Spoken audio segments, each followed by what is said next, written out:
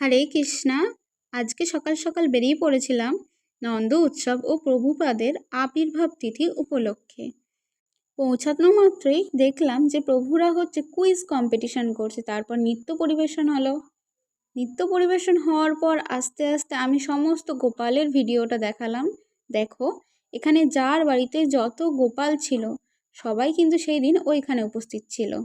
তারপরেই প্রভুপাদকে শৃঙ্গার করানো হচ্ছে নানান রকম পদ্ধতিতে। ইসকন সংস্থায় জন্মাষ্টমীর দিনও গোপালকে এভাবে শৃঙ্গার করানো হয় এবং প্রভুপাদের আবির্ভাব তিথি উপলক্ষে এই অনুষ্ঠান হচ্ছিল বলে প্রভুপাদকেও সেমভাবে শৃঙ্গার করানো হয়।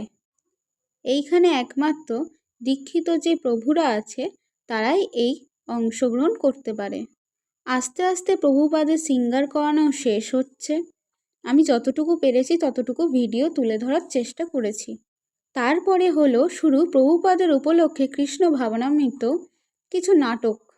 এই নাটকের দ্বারা মানুষকে বোঝানো হলো যে জীবনে অনেকই মায়াজাল আসবে, সেই মায়াজাল থেকে বেরিয়ে এসে কি করে আমরা কৃষ্ণ ভাবনায় মেতে উঠব। তারপরেই আমি আরতির কিছু মুহূর্ত তুলে ধরেছি, যেখানে আরতি করছেন নানান পদ্ধতিতে এই প্রভু। কত সুন্দর তার এই আরতি করার পদ্ধতি। দেখতে দেখতে সেই দিন অনেক বেলা হয়ে গেছিল এবং এই তিথি উপলক্ষে এইখানে 56 ভোগের আয়োজন করা হয়েছিল। কত মানুষের এই সমাগম! কেউ যদি এই জড়জগৎ থেকে বেরিয়ে আসতে পারে তবেই তার জীবনের আসল উদ্দেশ্য পূরণ হবে। হরে কৃষ্ণা।